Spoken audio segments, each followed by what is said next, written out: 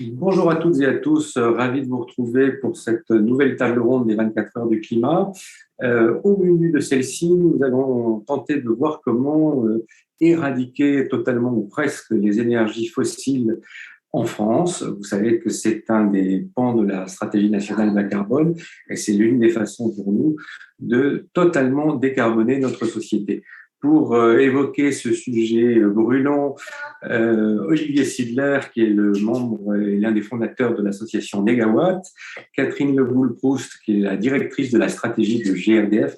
GRDF, c'est l'entreprise qui gère les gazoducs français, pour simplifier. David Marshall est le directeur exécutif des programmes de l'ADEME, dont on dit qu'elle est aujourd'hui l'agent de la transition écologique, et David Grémillet, sénateur, qui nous rejoindra dans quelques instants. Olivier Sidler, est-ce qu'on peut faire déjà un état des lieux des consommations d'énergie fossile en France, puisqu'on a un peu l'idée fausse dans notre pays que nous consommons une énergie décarbonée, parce qu'on fait souvent la confusion avec l'électricité qui est pratiquement, mais si l'on regarde l'ensemble du spectre énergétique, en fait, on est encore de gros consommateurs de pétrole et de gaz naturel essentiellement. Oui, effectivement, on consomme beaucoup de pétrole, de gaz et un petit peu de charbon. En énergie primaire, c'est 124 mégatep chaque année, c'est-à-dire 48% de la consommation totale d'énergie primaire, dont seulement 66% d'ailleurs va se transformer en énergie finale, celle qui est livrée aux bornes des utilisateurs. Le reste étant des usages divers et des pertes aussi. Si on regarde au niveau de l'énergie finale, celle qui est livrée aux bornes des utilisateurs, c'est 82,8 mégatep, c'est-à-dire 58,5% de l'énergie finale qui est consommée en France. Alors, par usage, on va retrouver 49% des énergies fossiles sont dans le transport. Et pour le transport, les énergies fossiles, c'est d'ailleurs 90% de l'énergie consommée. Puis ensuite, on va trouver le bâtiment, 31%. Puis l'industrie avec 16% et enfin l'agriculture avec 4%. Alors, ce qu'il faut retenir de cela, c'est que finalement, bâtiment et transport, c'est 80% de l'énergie finale qui est fossile, qui est consommée en France chaque année. Alors, la part de chacune de ces énergies fossiles, le pétrole, c'est les deux tiers en gros, c'est 65%, le gaz, c'est 34% et le charbon, c'est 1%, toujours en énergie fossile. Je ne raisonne que en énergie fossile. Voilà pour le bilan des consommations. Et est-ce qu'on voit aujourd'hui quel peut être le rythme d'éradication, de diminution des consommations, ou est-ce que c'est encore un peu flou? Quel est le potentiel qui est? Alors, le potentiel nous ramène à une question de base, c'est quels sont les leviers de l'action. Et on verra après, dans le scénario Négawatt qui va être présenté très prochainement, on arrive effectivement à une éradication quasi totale de ces énergies-là. Mais il faut savoir comment agir. Et les leviers d'action, à notre avis, sont de trois types. Il y a d'abord la sobriété, puis l'efficacité énergétique et enfin le recours aux énergies renouvelables. Alors, la sobriété, c'est vraiment l'élément par lequel il faut commencer immédiatement et de façon massive. En général, on n'évoque pas cette question de la sobriété. Pourtant, c'est par là qu'il faut commencer parce que c'est par là qu'on pourra régler le problème. Si on ne passe pas par la sobriété, la production n'y suffira pas. La sobriété, c'est en fait une reconsidération de nos propres besoins, de nos vrais besoins. Quels sont nos vrais besoins pour vivre sur cette planète, sachant qu'il va falloir qu'on évite les gaspillages. C'est aussi une réorganisation de notre utilisation des usages énergétiques. C'est aussi la suppression de tout ce qui est inutile d'une certaine façon. Alors, ça va se décliner de trois façons, cette sobriété. Il y a ce qu'on appelle la sobriété dimensionnelle, c'est-à-dire éviter d'avoir des équipements beaucoup trop gros, des 4x4, des SUV, d'avoir des bâtiments trop importants, des locaux trop importants. Ça, c'est la sobriété dimensionnelle. Puis, on va avoir la sobriété d'usage, c'est-à-dire c'est la façon dont on va effectivement se comporter, niveau et durée d'utilisation des différents équipements. C'est l'arrêt des appareils, c'est des véhicules qui roulent moins vite, c'est remplacer la voiture par la marche ou le vélo. Enfin bref, tout ça, c'est comportemental. Puis enfin, on va trouver ce qu'on appelle la sobriété coopérative, ou celle qui va consister à mutualiser les équipements. Et celle-ci, elle va concerner à la fois le particulier, mais aussi le collectif, c'est-à-dire est-ce qu'on ne peut pas mutualiser les piscines, au lieu que chaque commune ait sa piscine, mutualiser les salles des fêtes, mutualiser les machines à laver et le linge dans les immeubles. Ça se fait dans des pays comme la Suisse depuis toujours. Bref, ce sont voilà, les trois façons de faire de la sobriété. Ensuite, on a l'efficacité énergétique. L'efficacité énergétique, c'est tout ce que la technologie va nous apporter pour réduire les consommations en satisfaisant les mêmes besoins. Donc, c'est l'amélioration des rendements, toutes ces choses-là. On reviendra sur ça tout à l'heure, quand on verra par usage comment est-ce qu'on peut utiliser ces différentes techniques-là. Puis enfin, il y a le recours aux énergies renouvelables. C'est extrêmement important. C'est les seules qui sont pérennes à long terme. Il y a 5 milliards d'années de réserve, puisque elles sont toutes dérivées du Soleil, donc il y a de quoi voir. C'est pour produire l'électricité aujourd'hui, désolé de le dire et de le rappeler, c'est la solution qui est la moins coûteuse. Et puis c'est aussi celle qui ne présente pas de risque majeur, et c'est celle qui produisent le plus de création d'emplois et sur tout le territoire de manière très très bien répartie. Donc c'est vers ça qu'il faut aller. Alors, la question, c'est ensuite par secteur, comment est-ce qu'on peut procéder pour effectivement mettre en œuvre tous ces moyens d'action. Dans le transport, la sobriété, elle prend de très, très multiples visages. C'est réduire les distances à parcourir plutôt que réduire les temps de ce parcours, c'est relocaliser les activités, c'est évidemment augmenter la part du télétravail, c'est recourir beaucoup plus aux visio-réunions ou aux visioconférences qu'on ne le faisait dans le passé. C'est, comme on l'a dit tout à l'heure, développer la marche et le vélo plutôt que les déplacements en voiture, qui pour beaucoup d'entre eux se font à moins d'1 kilomètre. Donc on pourrait très bien le faire. C'est limiter les vitesses, c'est apprendre à conduire de manière souple. Enfin bon, c'est tout un tas de choses comme ça. C'est réduire la taille des véhicules. C'est aussi relocaliser les loisirs, faire en sorte que les gens prennent plus l'avion à tour et à tort et à rigot à tour de bras, tire l'arigot à tour de bras pour leur loisir. Et ça, moi, ça fait 17 ans que je prends plus l'avion, par exemple, et ça ne me prive absolument pas. Voilà. Sur l'efficacité, ça va être la réduction de consommation des véhicules. Donc, ça va toucher tout le chercheur de la recherche à travers l'aérodynamisme, à travers la réduction de poids des véhicules, à travers l'amélioration du rendement, à travers la reconversion vers d'autres combustibles, etc. Et puis, les énergies renouvelables, alors sur le transport, il y a quelque chose qui est important. Aujourd'hui, on n'entend parler que du recours aux véhicules électriques. Alors déjà, les camions sont exclus de tout ça. Il n'y a pas de solution électrique pour les camions, à part le système type trolleybus, mais c'est quand même un petit peu lourd. On est sur le véhicule électrique. Or, même l'Association française de véhicules électriques pense qu'on va vers trop de véhicules électriques tels que les choses sont faites. Le véhicule électrique pose des problèmes avec la batterie et les métaux qui sont dans la batterie, le lithium et peut-être surtout le cobalt, qui sont tendus, qui sont des matériaux dont on n'aura pas assez, qui, pour le cobalt en plus, posent des problèmes de qualité de l'extraction, qualité humaine, j'ai envie de dire. Donc ça aussi, il faut le prendre en compte. Et donc, la proposition qui est faite par Negawatt depuis longtemps et qui n'est pas pour l'instant dans l'air du temps, c'est d'introduire le biogaz dans les véhicules. Ça résoudrait le problème des camions, ça allégerait le problème de la voiture électrique, ça permettrait d'avoir des énergies renouvelables à la base, puisque c'est du carbone biogénique, celui qui est déjà dans l'atmosphère qu'on utilise quand on utilise le biométhane. C'est sa différence avec le méthane, le gaz naturel, qui lui est extrait du sol et donc amène un certain nombre de carbone d'origine fossile. Ce n'est pas ce qu'on recherche. Voilà, donc pour les transports, voilà ce qu'on peut faire. Sur l'industrie, on a prévu zéro fossile à l'horizon 2050. Zéro fossile, c'est beaucoup d'économies d'énergie, donc de nouveau sobriété, efficacité. Et puis, c'est un recours à la biomasse d'une part, à l'électricité d'autre part, pour la question de la production d'énergie. Enfin, les logements, c'est un très gros poste. La sobriété, c'est la réduction de volume, de dimension de la plupart des locaux, que ce soit d'habitation ou les locaux de bureaux, ça c'est extrêmement important. C'est l'abaissement des températures en hiver, ça coûte rien du tout. C'est leur élévation en été, donc pas climatisé à 24 degrés, c'est interdit déjà, mais porté plutôt à 28 degrés.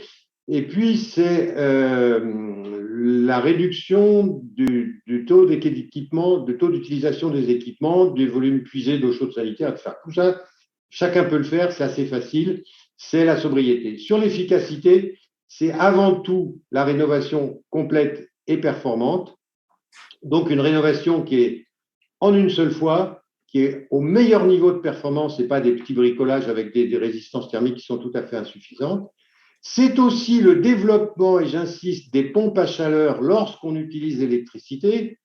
J'ai dirigé le bureau d'études Enertech. On a des pompes à chaleur dont le coefficient de performance mesuré sur un an, c'est 6,6, qui ne consomment plus que 4 kWh d'électricité par mètre carré et par an. Donc, quand on utilise l'électricité, recourir à la pompe à chaleur à tout prix. Et puis, le dernier élément sur cette question de l'efficacité, c'est le recours à des matériaux et des techniques de construction, donc des techniques de construction très performantes et des matériaux biosourcés, tellement l'importance de l'énergie grise s'est révélée dans les derniers travaux qu'on a faits en matière de construction. Ça détruit tout l'avantage de rénover à moitié ou des choses comme ça. Donc, il faut avoir des matériaux qui sont biosourcés, c'est extrêmement important. Alors, le focus que vous m'avez demandé, je le fais maintenant ou vous le voulez plus tard? On le fera peut-être plus tard lors du deuxième tour de table. Olivier Sidler, si on mettait, sans vouloir déflorer la présentation que vous ferez du prochain scénario Négawatt, mais est-ce que vous pourriez nous donner des ordres d'idées sur si on actionnait tous les leviers de sobriété, d'efficacité énergétique et d'énergie renouvelable, de combien on pourrait réduire la consommation d'énergie fossile en France selon vous?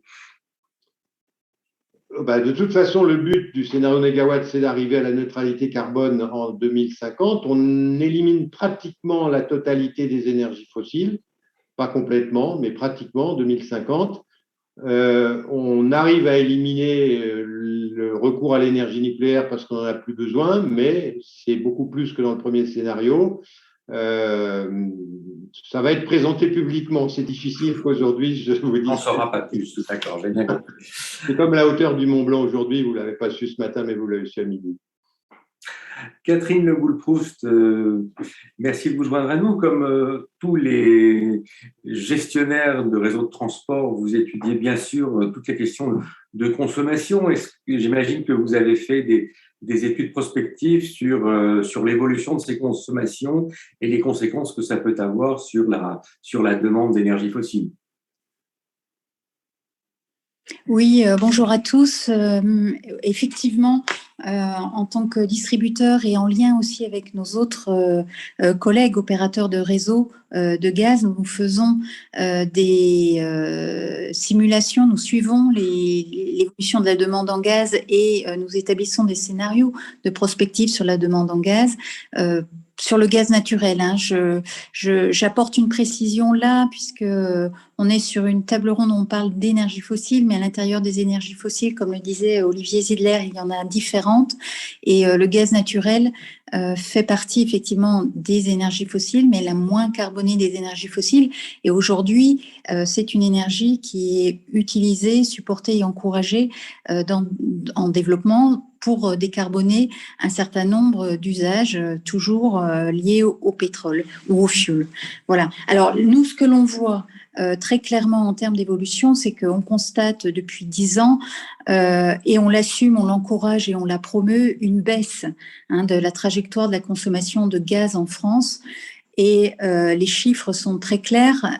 Quelques éléments factuels. En 10 ans, la consommation de gaz au périmètre du distributeur que je représente, qui intervient essentiellement auprès des marchés des petits clients comme vous et moi, des clients particuliers et sur les marchés tertiaires et de la mobilité, on voit une baisse de consommation de près de 15% en 10 ans, depuis 2010 à 2020.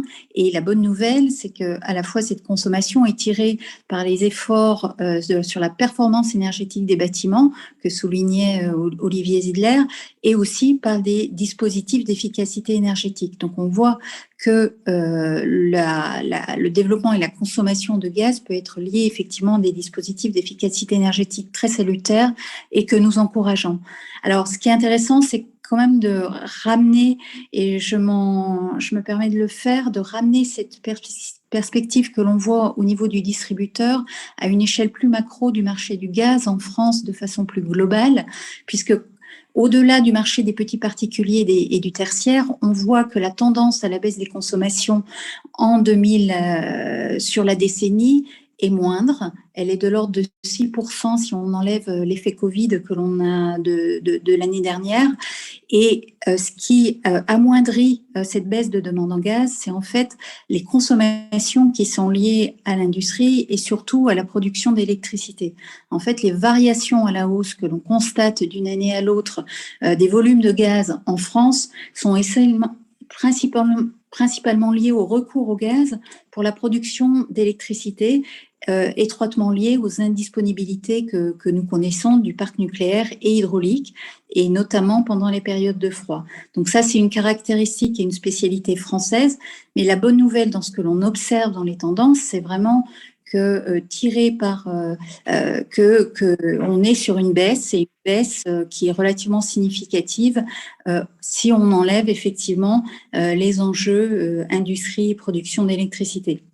Mais ça veut dire aussi, ce facteur-là, quand on l'analyse, que le gaz et les réseaux gaziers sont aujourd'hui un vecteur très très important, une sorte de colonne vertébrale de la sécurité et de la continuité d'approvisionnement du système énergétique dans son ensemble, et qui convient, dans les grands débats qu'il y a aujourd'hui sur le mix énergétique, effectivement d'avoir en tête des trajectoires réalistes et pragmatiques en tenant compte des enjeux évidemment de réduction des gaz à effet de serre, mais aussi des enjeux de sécurité d'approvisionnement. Alors, en ce qui concerne les perspectives, nous, opérateurs gaziers, on se met clairement dans des perspectives de diminution de la demande.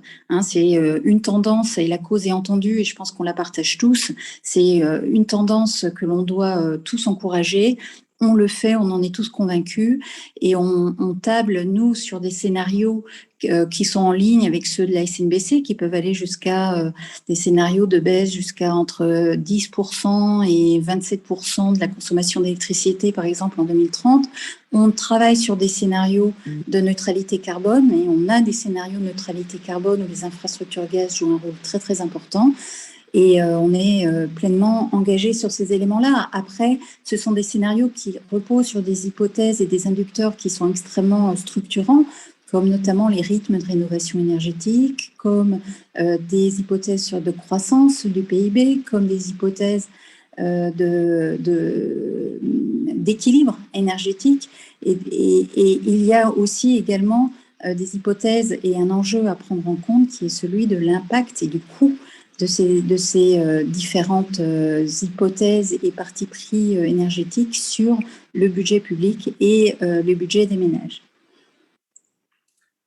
Voilà, alors en tant que distributeur… Pardon, excusez-moi. Non, je vous en prie.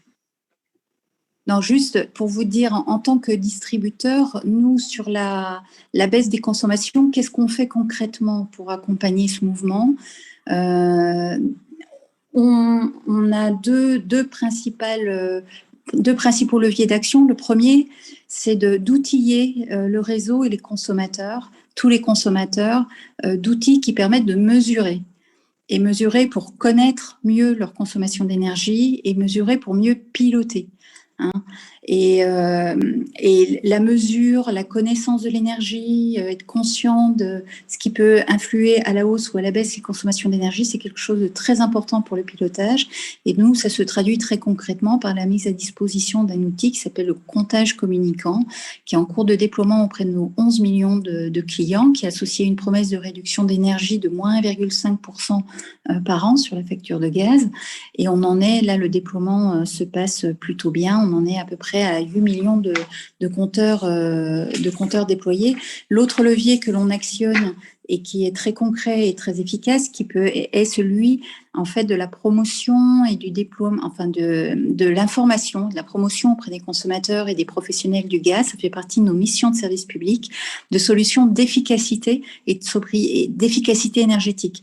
Je pense par exemple aux chaudières très haute performance énergétique qui là permettent d'avoir des impacts assez immédiats sur les baisses de consommation de l'ordre de 25 à 30%. avec des baisses de CO2 associées du même ordre. Et il faut savoir qu'en France, on a un parc en France qui est relativement ancien et très peu modernisé.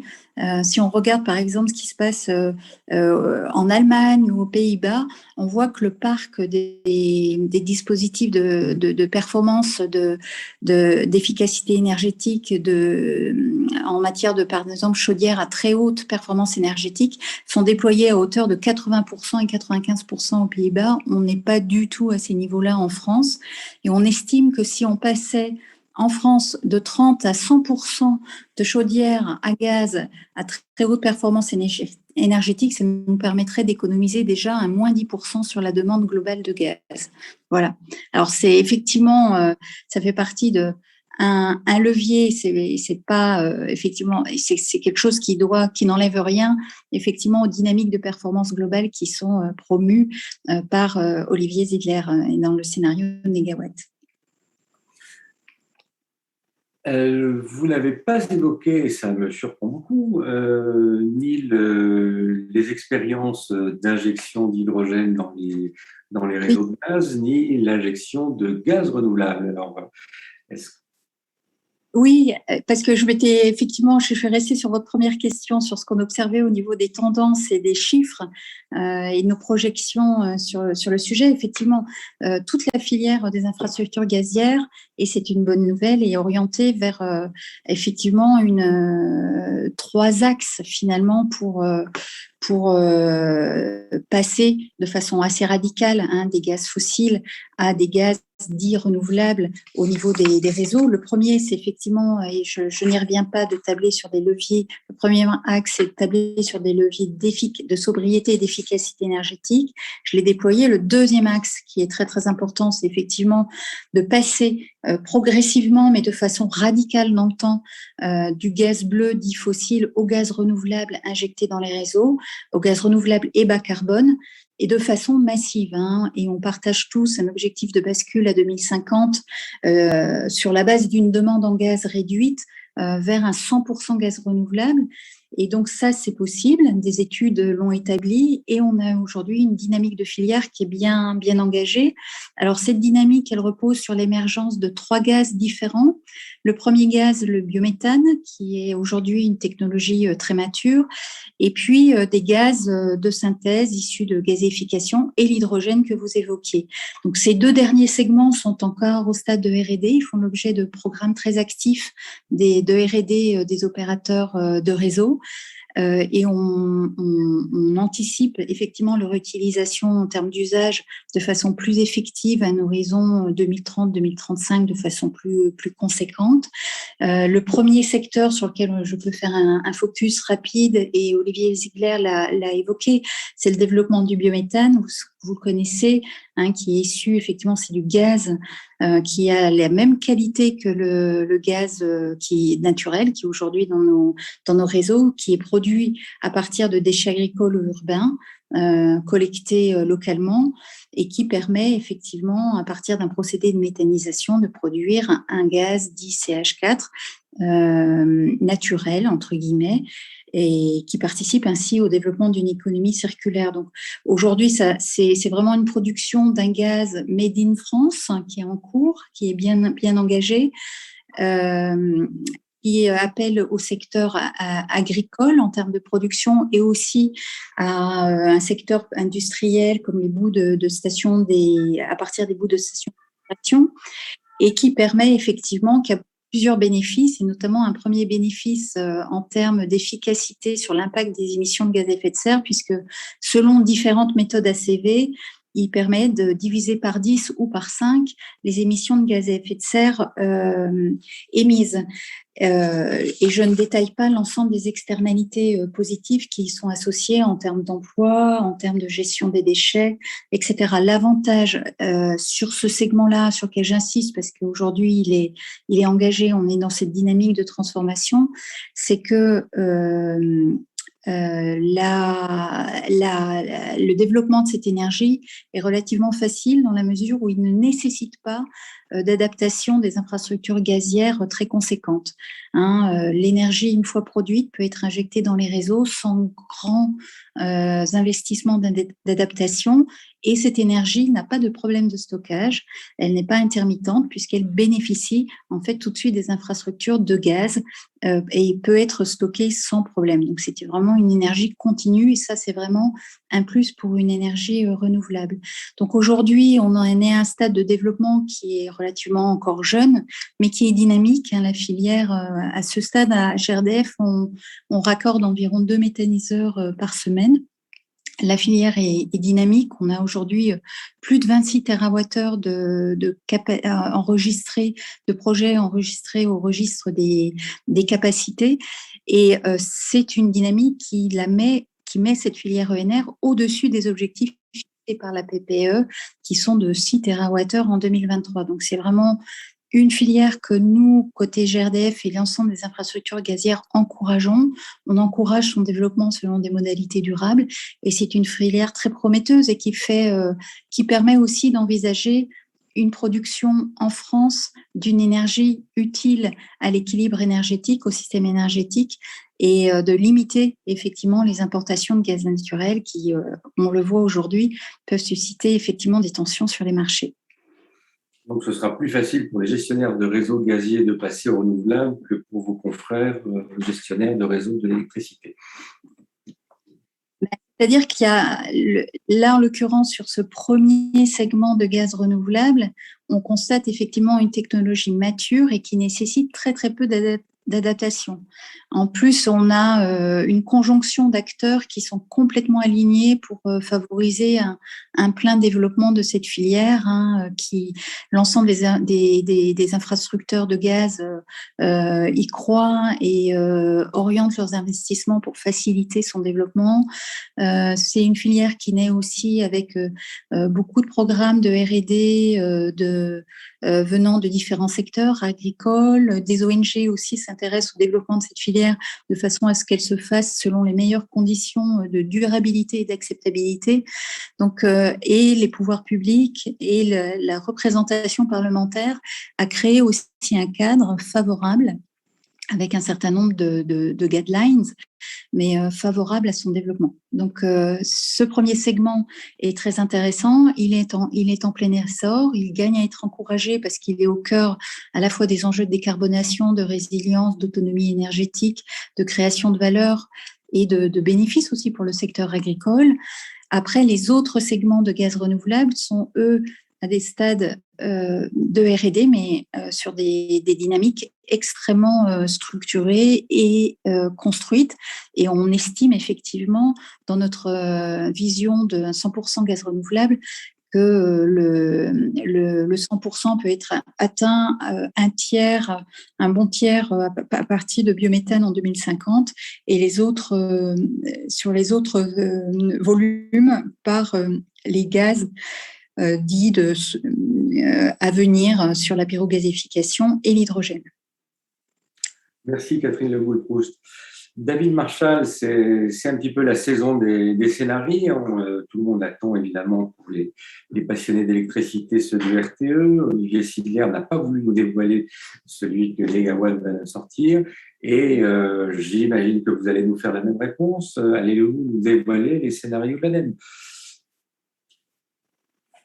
Bonjour, effectivement, sans surprise, je ne vais pas vous dévoiler les scénarios de l'ADEME, mais nous aussi, effectivement, on travaille sur des scénarios de neutralité carbone et c'est la nouveauté. Il devrait être rendu public courant novembre. Des scénarios de neutralité, c'est nouveau pour nous. On avait déjà travaillé sur des visions prospectives 2050 par le passé. Là, on a voulu éclairer le débat avec 4 scénarios de neutralité carbone. Donc, je parle bien là, de scénarios énergie, ressources, donc toute énergie, pas que électricité, mais toutes les énergies. Et on a souhaité élargir le scope pour inclure dans la réflexion les besoins en ressources pour faire construire les bâtiments, les rénover, construire les véhicules, etc., etc. Donc, il y a un bouclage également sur les besoins en matière.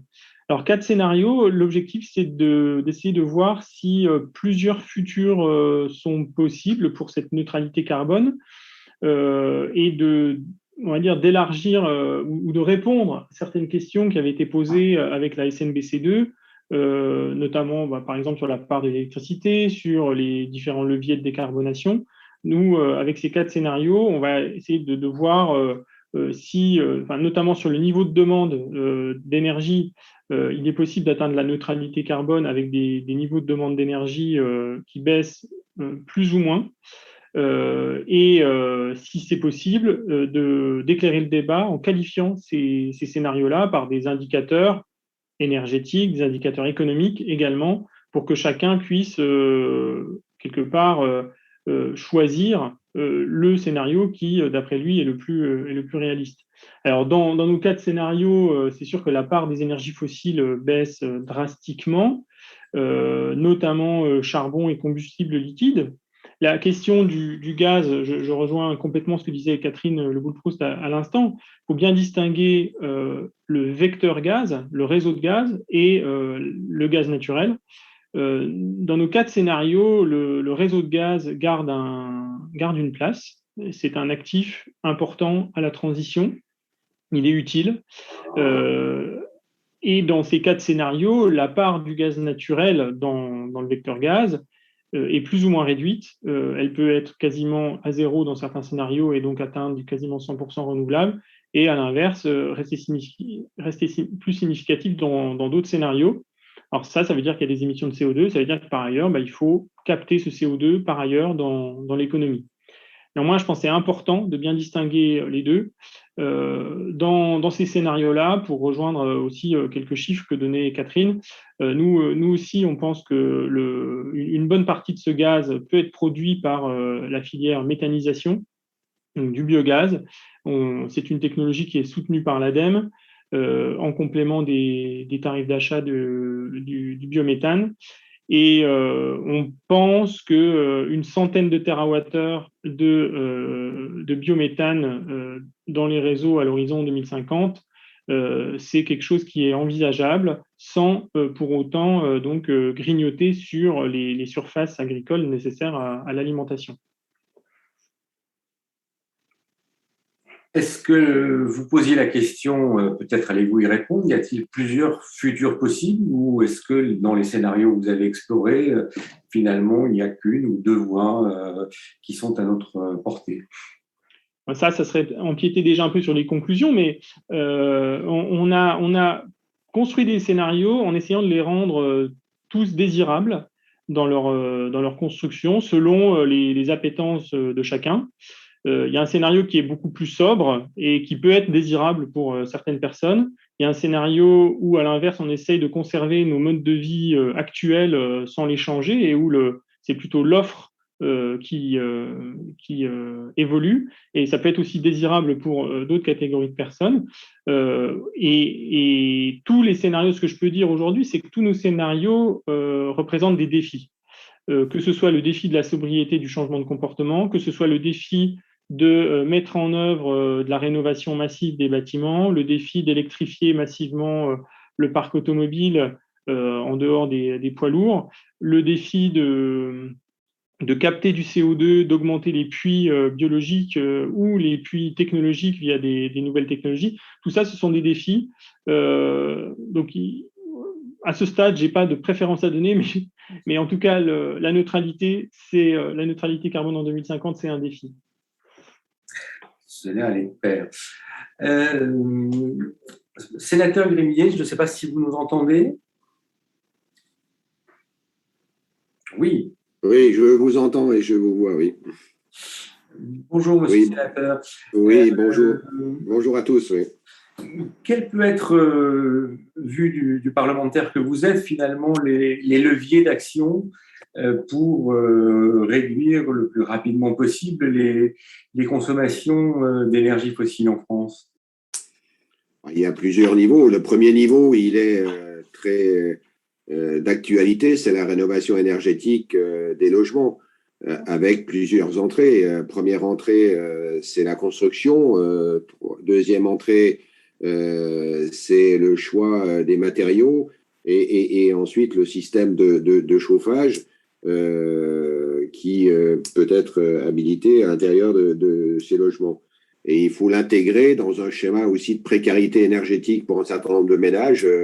dans notre territoire, et c'est un point sur lequel, en tant que parlementaire, je suis et le Sénat est très sensible, le problème de la précarité énergétique qui frappe un nombre considérable de ménages. Donc le dossier de la rénovation énergétique doit être marié avec ces deux points-là, celui des travaux à réaliser et celui de l'accompagnement des familles dans le choix et le financement de l'énergie pour pouvoir vivre dans son logement. Et c'est un sujet qui est très d'actualité. D'ailleurs, avec Anthony, lorsqu'on avait travaillé ensemble, lui à l'Assemblée et moi au Sénat, on n'avait jamais imaginé, parce que c'était avant la pandémie, qu'il y ait une situation aussi complexe qui remette autant en cause et qu'on ait des embolés comme on est en train de vivre aujourd'hui sur le prix de l'énergie.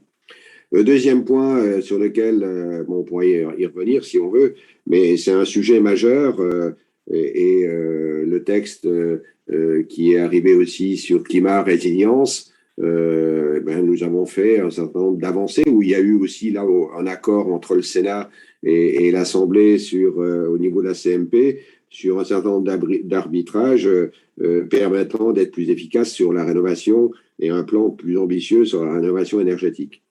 Après, il y a il faut absolument décarboner nos productions énergétiques. C'est un point sur lequel je me suis toujours battu et je me bats toujours, et ça a été réintroduit, notamment dans le texte climat résilience, c'est de parler de bilan carbone. Le bilan carbone à tout moment. Le bilan carbone, lorsqu'on parle du renouvelable, que ce soit de l'éolien, que ce soit du photovoltaïque, que ce soit de la méthanisation, que ce soit de l'hydro, du nucléaire, il nous faut toujours parler de bilan carbone, qui est un des vrais sujets. Je prends toujours un exemple un peu provocateur. C'est bien de parler de renouvelables, mais si c'est pour faire venir des panneaux qui viennent de Chine ou d'Inde pour faire du solaire, le bilan carbone n'est pas aussi bon que cela. Donc, lorsqu'on parle de bilan carbone, ça peut permettre à des entreprises françaises ou au moins dans l'Union européenne de se repositionner sur les marchés d'avenir qu'on a peut-être un peu trop abandonnés. Et c'est essentiel pour l'atteinte des objectifs qui animent cette journée aujourd'hui et où je suis content de participer, comme la dernière fois, mais qui est aussi un sujet majeur de l'industrie française et européenne sur la relocalisation de son indépendance énergétique. Il y a un autre sujet alors celui-là, il fait plus débat, mais c'est une réalité. On s'est peut-être un peu trop endormi sur les réalités. On a deux énergies formidables en France que sont le nucléaire et l'hydraulique, qui sont des énergies décarbonées. Il nous faut être plus efficaces sur les nouvelles générations en matière de politique nucléaire, où nous avions un savoir-faire, où nous sommes en train d'être un peu… on voit que beaucoup de pays à travers le monde font des investissements très importants, et on sait qu'il y a des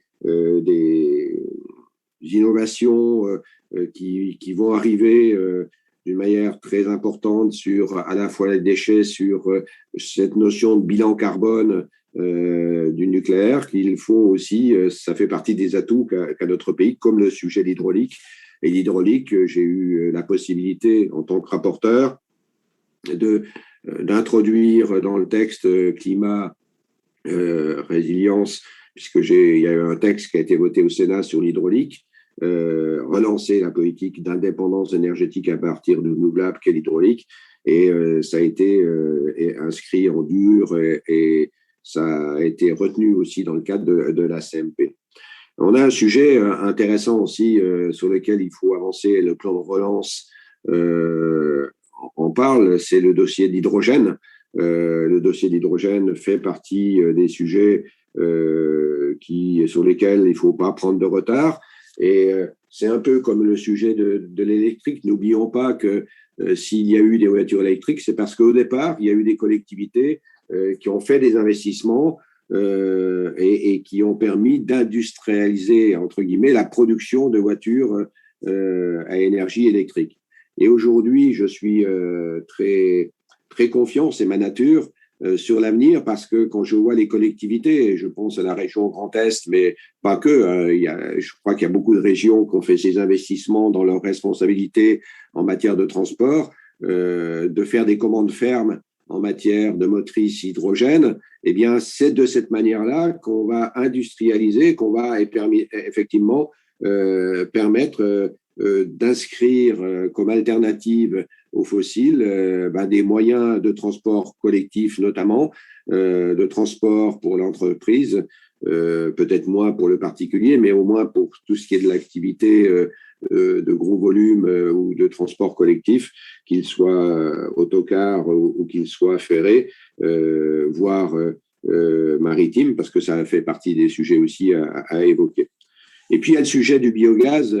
Alors, ça tombe bien, mais par définition, c'est le principe même du secret. Le Sénat a fait un travail, il y a un rapport d'information où nous avons la réunion d'arbitrage tout à l'heure.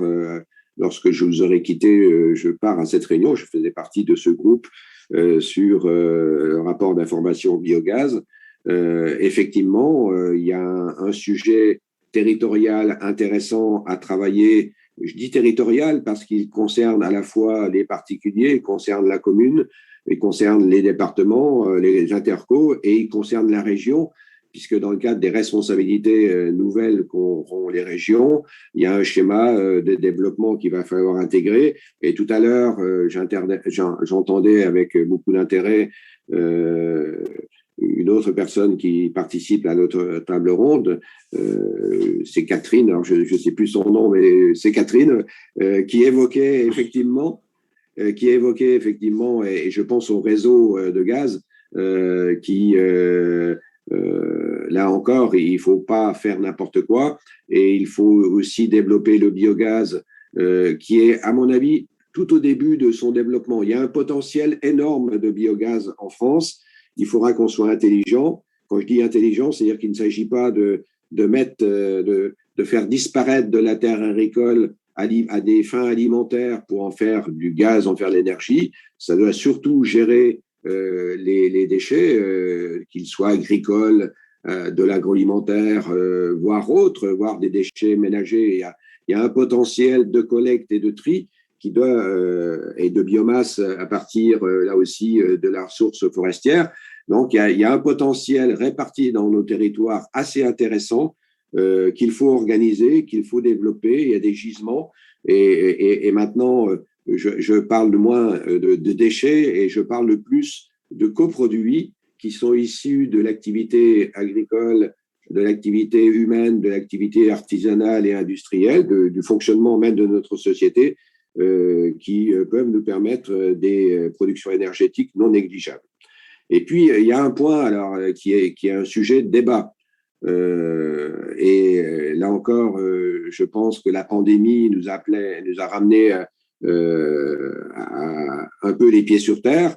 On s'est rendu compte qu'on avait beaucoup de domaines dans lesquels nous étions largement dépendants de l'Asie, dépendants d'autres pays très lointains, et qu'il était nécessaire de relocaliser des productions dans nos territoires, ce qui permettra d'ailleurs d'apporter des réponses très concrètes sur l'emploi, qui permettra de développer des outils industriels nouveaux dans nos territoires. Et ces relocalisations auront besoin de production énergétique.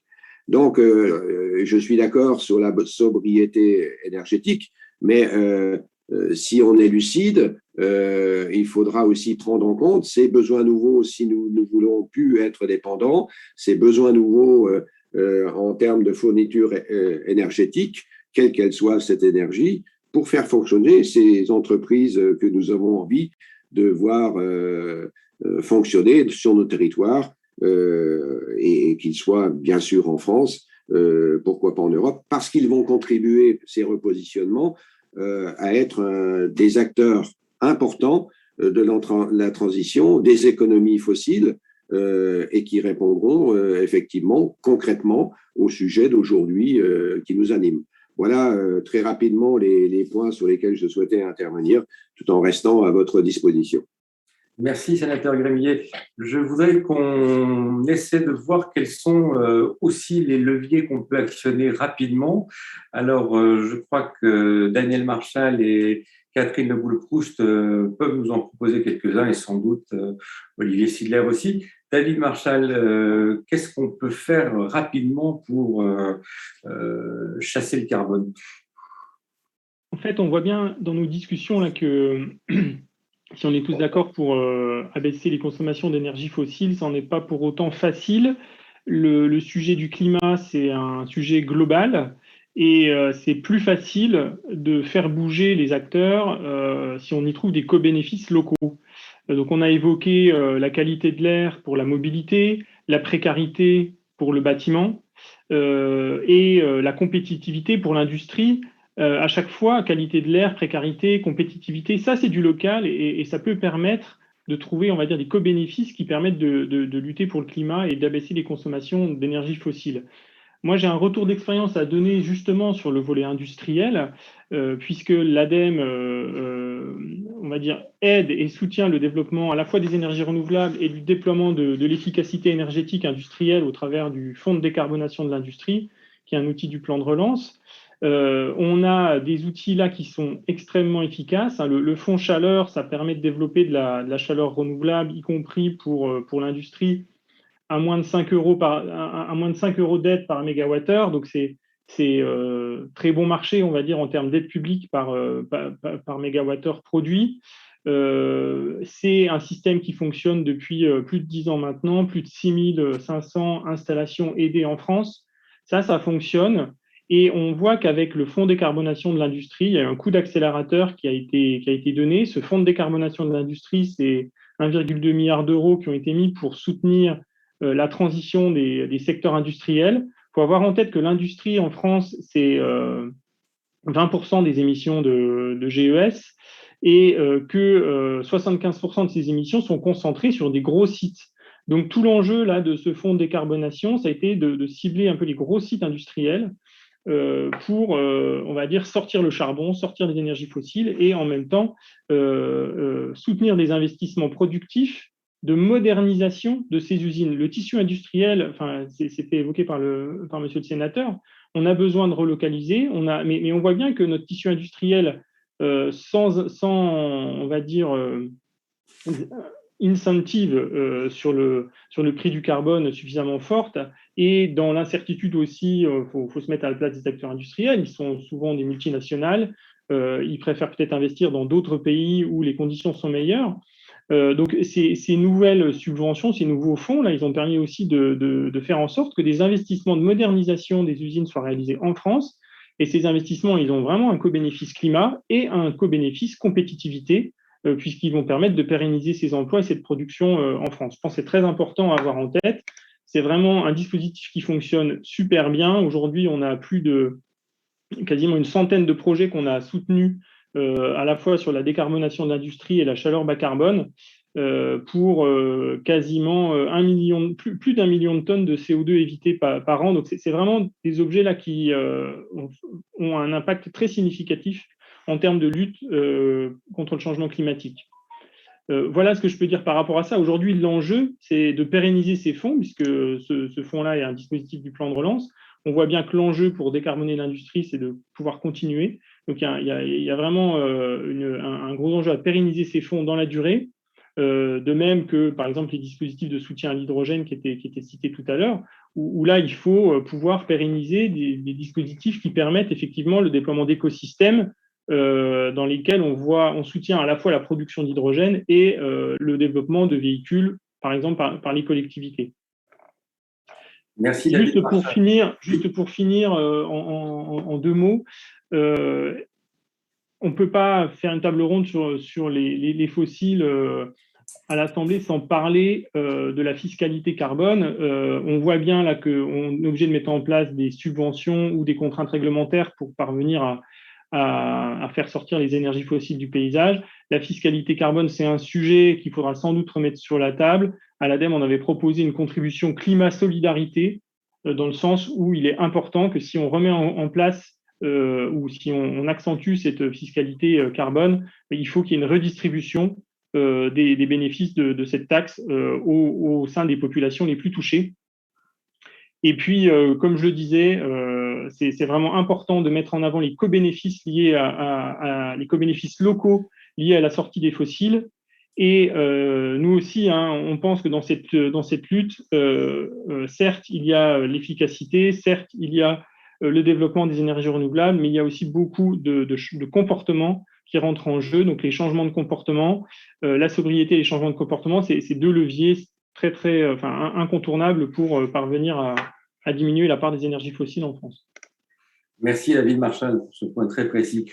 Catherine Le Boule-Proust, il y a un sujet que vous pouvez évoquer pour décarboner les réseaux de gaz, c'est la lutte contre les fuites, parce que les gaziers ont ce problème, c'est que leurs réseaux et leurs compresseurs laissent parfois s'échapper un peu de méthane. Et là, je crois que vous avez un programme en cours qui va permettre de réduire sensiblement votre empreinte carbone. Oui, bien sûr. Les opérateurs d'infrastructure sont très sensibles effectivement à limiter les fuites qui peuvent arriver sur le réseau. Alors, avant de développer ce point, je vous prie de m'excuser parce que j'ai peut-être des problèmes Je l'entends très mal, oui. Des problèmes techniques de communication, donc je prie de m'en excuser. Donc, on est très engagé sur des programmes de limitation à notre propre niveau, et ça commence par ça, j'ai envie de dire, l'exemplarité, même si au niveau des opérateurs réseau, les fuites sur les réseaux sont relativement par rapport à l'enjeu des émissions de gaz à effet de serre et par rapport à l'enjeu des émissions de méthane. On a aujourd'hui en France, c'est pas forcément le cas dans tous les pays et au niveau de tous les opérateurs internationaux de gaz, on a en France des infrastructures qui sont plutôt solides et qui ont des bons niveaux de performance en matière d'imperméabilité.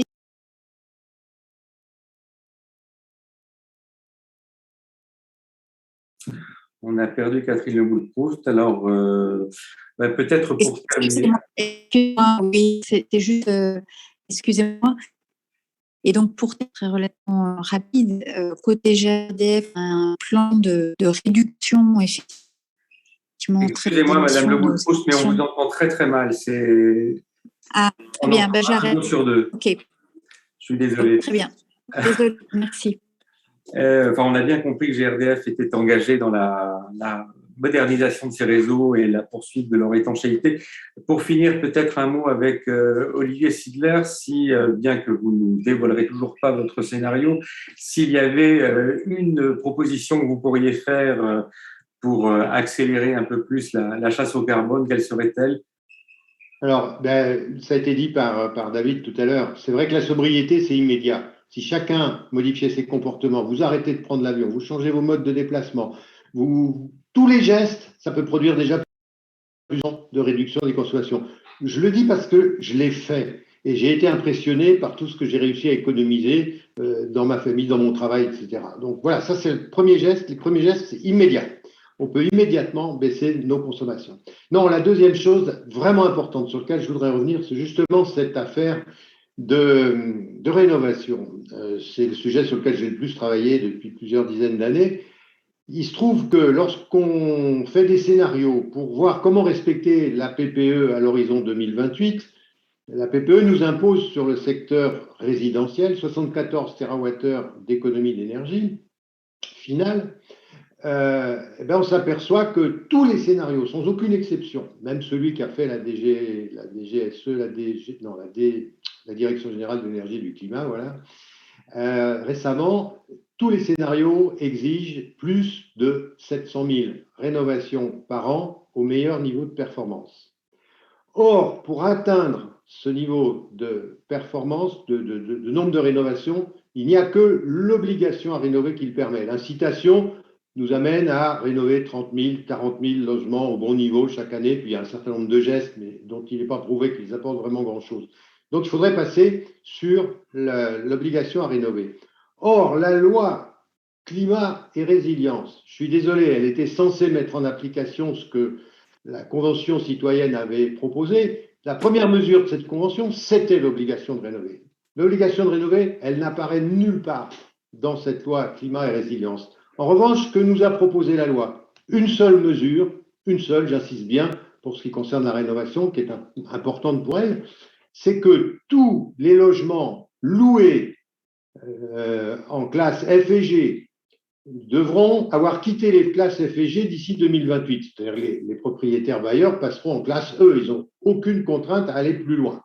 Si vous faites le calcul des économies induites par cette mesure qui a l'air si importante, ça se situe entre 4 et 5 TWh par an, alors que la PPE nous en impose 74. Donc on est mais très loin de l'objectif. On parle beaucoup de la rénovation en France, mais en fait, on fait marche arrière aujourd'hui sur la question de la rénovation. Qu'est-ce qu'il nous faut? Il nous faut donc, si on veut arriver au bon rythme de rénovation, il nous faut la rendre obligatoire.